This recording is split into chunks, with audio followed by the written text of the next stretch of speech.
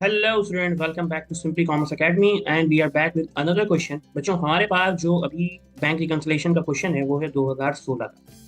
अच्छा, इससे पहले आपने जितने भी क्वेश्चन देखे वहां पे अगर आप क्वेश्चन को पढ़ें तो ये है comparison of cash book and bank statement of Ocean Co reveal the following information.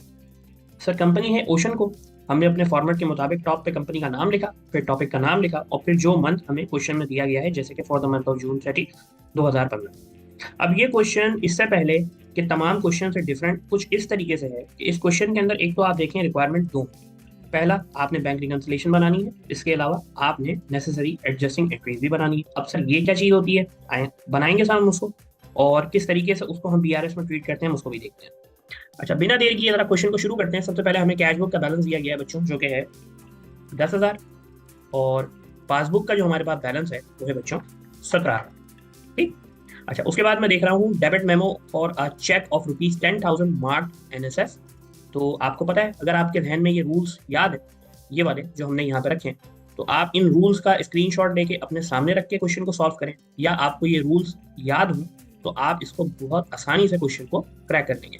तो आप देख सकते हैं कि यहाँ पे एनएसएफ का ट्रीटमेंट क्या है बच्चों, लेस होता है कहाँ पे, कैश बुक के अकाउंट। तो ऊपर आइए, यहाँ पे हम लिखेंगे लेस एनएसएफ, ठीक है, नॉट सफिशिएंट फंड। और कितना है बच्चों, ये है माइनस का 10,000। ठीक हो गया। उसके बाद हम आगे बढ़ते हैं। उसके बाद है बच्चों हमारे पास cheque deposit totalling 40,000 but only 24,000 was clear. अब देखें, बैंक में जो टोटल चेक डिपॉजिट हुए वो हुए 40,000 के, लेकिन उसमें से सिर्फ और सिर्फ 24,000 क्लियर हुए हैं। यानी कि 40,000 में से अगर 24,000 क्लियर हो गए तो जो क्लियर नहीं हुए वो कितने गए। तो अगर आप डिफरेंस लें 40,000 और 24,000 का अपने कैलकुलेटर में, तो आपके पास आंसर आएगा 16,000। अब सवाल ये पैदा होता है कि सर ये 16,000 क्या है।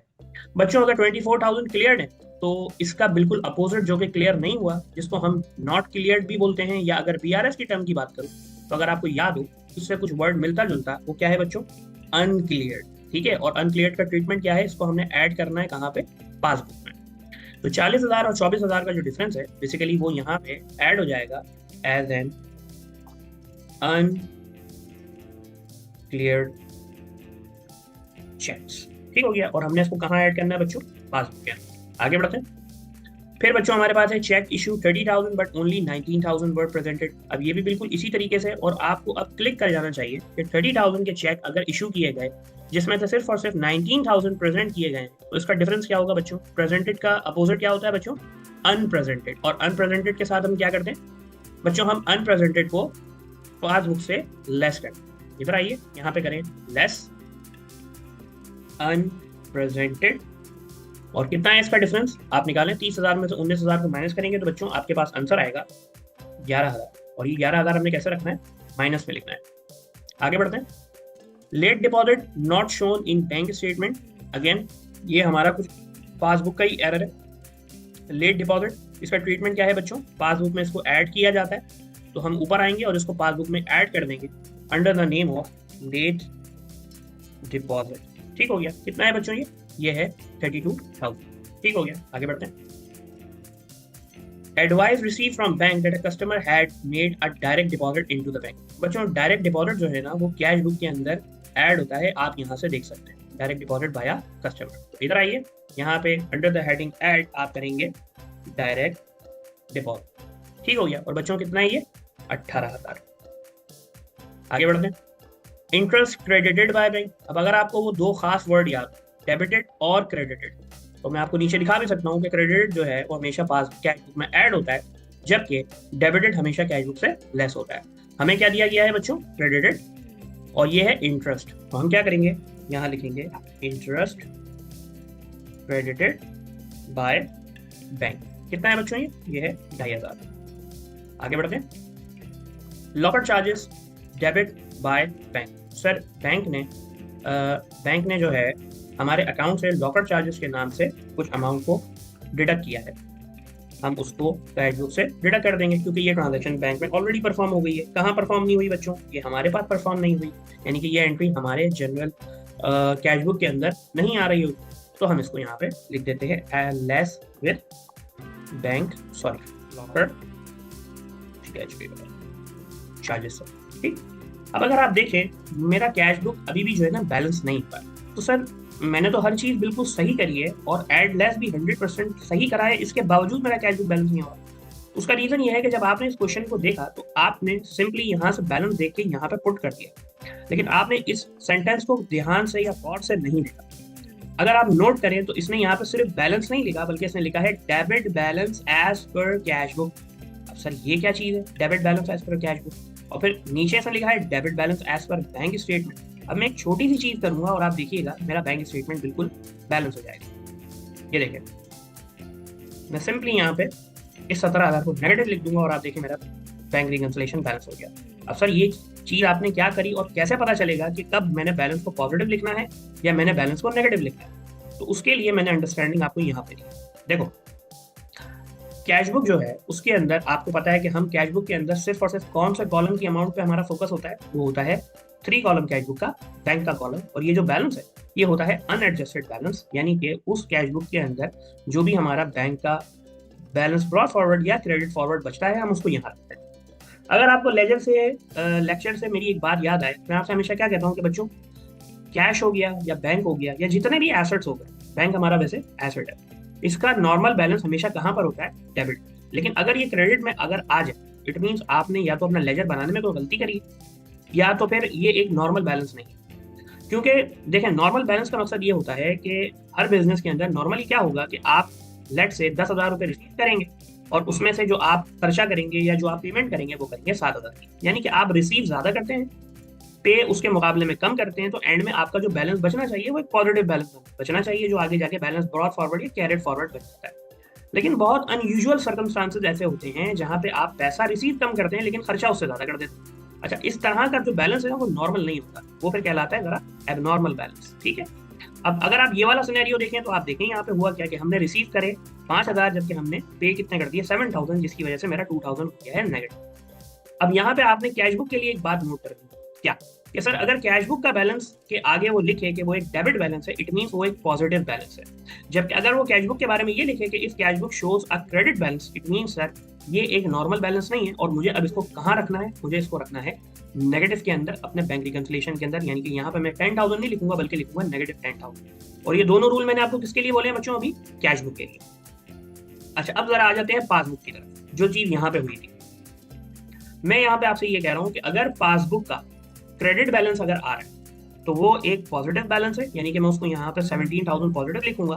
लेकिन अगर उसने कहा कि पासबुक का डेबिट बैलेंस है, या वो एक वर्ड और यूज कर सकता है, ओवरड्राफ्ट, इट मीन सर वो बैलेंस जो है वो नेगेटिव के तौर पे लिखा जाएगा। यहाँ पर आप देख सकते हैं कि इस क्वेश्चन में यहाँ पे क्या लिखा, पासबुक का डेबिट बैलेंस। और मैंने आपसे क्या कहा कि पासबुक का क्रेडिट बैलेंस हमेशा पॉजिटिव होता है जबकि डेबिट बैलेंस एक नेगेटिव बैलेंस होता है। कैश बुक के मामले में डेबिट बैलेंस पॉजिटिव है और क्रेडिट बैलेंस नेगेटिव है। अब सर ये डेबिट क्रेडिट का चक्कर क्या है? सर कैश बुक के मामले में डेबिट क्रेडिट का चक्कर बड़ा सिंपल सा है कि डेबिट अगर आपका कैश बुक का बैलेंस है, इट मींस आपने रिसीव ज्यादा किया है, उसके मुकाबले में आपने पेमेंट्स कम करी है। लेकिन अगर कैश बुक का बैलेंस क्रेडिट में आ जाए, इट मींस सर आपने पैसा कम रिसीव किया है और खर्चे ज्यादा। पासबुक के अंदर ये रूल इसलिए अपोजिट है क्योंकि अगर आपको याद हो सर, बैंक हमें एज अ लायबिलिटी ट्रीट कर रहा होता है। तो अगर हमारा बैलेंस बैंक स्टेटमेंट में क्रेडिट आ रहा है, इट मींस सर हमारी लायबिलिटी यानी कि हमारा पैसा अभी भी बैंक के पास मौजूद है।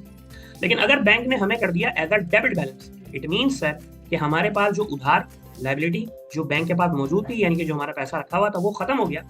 उल्टा के अब हुआ ये है कि बैंक के लिए हम बजाय लायबिलिटी के हम क्या बन गए, हम बन गए हैं रिसीवर, और वो हम हमारा जो बैलेंस शो हो रहा है वो हो रहा है डेबिट। इस तरह के सिनेरियो को हम बोलते हैं ओवरड्राफ्ट। ओवरड्राफ्ट का मकसद सर ये होता है कि ये एक ऐसी सिचुएशन होती है जहाँ पे अकाउंट होल्डर अपने बैंक अकाउंट से पैसा निकालता है, इवन उसका अकाउंट बैलेंस जीरो होने के बावजूद।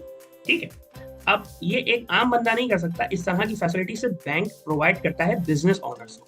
क्योंकि देखें, बिजनेस के मामले में होता क्या है कि बिजनेस को अपने सप्लायर्स को, अपने बहुत सारे सप्लायर्स या उनसे रिलेटेड बहुत सारी उसको पेमेंट्स करनी होती है। तो कंपनीज के लिए, बिजनेस के लिए बैंक एक फैसिलिटी प्रोवाइड करता है कि भले आपका अकाउंट जीरो हो जाए, इसके बावजूद आप बैंक से पैसा निकाल सकते हैं, लेकिन ये पैसा जो है बैंक आपको लोन के तौर पे देगा, और जैसे ही आप पैसा डालेंगे ये लोन डिडक्ट हो जाएगा। ठीक, इससे पहले भी मैं इस चीज पे बात कर चुका हूँ। तो ओवरड्राफ्ट का मतलब ये है कि आपने अपने अकाउंट से पैसा जीरो होने के बावजूद ओवर निकाल लिया, यानी कि ओवरड्राफ्ट कर लिया, ओवर विड्रॉ कर लिया। ऐसा सिनेरियो में आपका जो बैलेंस है ना वो हो जाता है नेगेटिव, यानी कि अब ये पैसा आपने बैंक को देना है। अगर पॉजिटिव बैलेंस होगा इसका मतलब है ये पैसा आपने बैंक से लेना होता है, तभी तो वो आपको क्रेडिट शो करता है। लेकिन अगर बैंक आपको डेबिट बैलेंस के तौर पे शो कर रहा है तो सर इट मींस ये वो पैसा है जो आपने बैंक को देना है। तो अब आपके फॉर्मेट में ये 4 लाइनें और ऐड होंगी, और वो क्या है कि अगर कैश बुक का डेबिट बैलेंस है तो आप उसको लिखेंगे पॉजिटिव, लेकिन अगर कैश बुक का क्रेडिट बैलेंस है तो आप उसको लिखेंगे नेगेटिव। इसी तरह अगर पासबुक का डेबिट बैलेंस है या उसके आगे ओवरड्राफ्ट लिखा हुआ है तो आप उसको लिखेंगे नेगेटिव में, जबकि क्या पासबुक का क्रेडिट बैलेंस जो है वो है पॉजिटिव। शॉर्टकट के तौर पे मैंने आपको ये रूल लिखवा दिए हैं यहाँ पे, इस चीज को आप अपने फॉर्मेट में भी ऐड कर सकते हैं। अच्छा बच्चों, बैंक रिकंसिलिएशन तो हमारा बन गया। रिक्वायरमेंट नंबर जरा बी की तरफ आते हैं, जिसमें एग्जामिनर हमसे कह रहा है कि कुछ एडजस्टिंग एंट्रीज पास कर। अगर मैं इसकी एडजस्टिंग एंट्रीज पास करूं तो मैं आपके नॉलेज में एक चीज ले आऊं कि सर ये जो पासबुक है ना, हम इसकी एंट्रीज बनाने के रिस्पॉन्सिबल नहीं है, क्योंकि ये बैंक की बनाई हुई बैंक स्टेटमेंट है, तो इसकी अकाउंटिंग, इसकी रिकॉर्डिंग, इसका जनरल की जो रिस्पॉन्सिबिलिटी है वो बैंक की, ना कि हमारी। हमारी बुक कौन सी इन दोनों में से? बच्चों ये तो बैंक का स्टेटमेंट है। सर ये है हमारी बुक, ये बेसिकली 3 कॉलम कैश बुक का बैंक का कॉलम। तो अगर हम एंट्रीज बनाएंगे बैंक रिकंसिलिएशन की तो हम बनाएंगे सिर्फ और सिर्फ कैश बुक कॉलम की, हम कभी भी पासबुक की नहीं बनाएंगे। अब यहाँ पे सर अगर मैं एंट्रीज बनाऊं तो एक चीज अपने ध्यान में रखें, सर बैलेंस की कोई एंट्री नहीं होती, बैलेंस से रिलेटेड कभी भी एंट्री नहीं बनाई जाती। एंट्रीज हमेशा बनेंगी उन एडजस्टमेंट की जो आपने नीचे पास करी है। जैसे कि सबसे पहले अगर इसकी बात कर लेते हैं, ये जो 4 है हमारे पास, आइए बच्चों जरा इसकी एंट्रीज पास करते हैं। अब नंबर 1 सिनेरियो में क्या हुआ सर? Non sufficient fund. इसका मतलब ये हुआ कि सर मैंने अपने किसी कस्टमर का चेक बैंक में डिपॉजिट करवाया था, लेकिन हुआ क्या कि उसके अकाउंट में पैसा ना होने की वजह से वो चेक रिटर्न हो गया। यानी कि मैंने पहले एंट्री कुछ पास करी होगी, bank debit account receivable credit. अब क्योंकि ये चेक रिटर्न हो गया है, यानी कि वो रिसीवेबल भी खत्म नहीं हुआ और मेरे पास बैंक के अंदर अमाउंट भी नहीं आई, तो अब मुझे उस एंट्री को रिवर्स करना पड़ेगा। एंट्री रिवर्स करूंगा तो मैं एंट्री क्या बनाऊंगा? मैं करूंगा दोबारा अकाउंट रिसीवेबल को डेबिट, अकाउंट रिसीवेबल डेबिट हो जाएगा, और क्रेडिट क्या होगा बच्चों? क्रेडिट होगा बैंक। ठीक हो गया।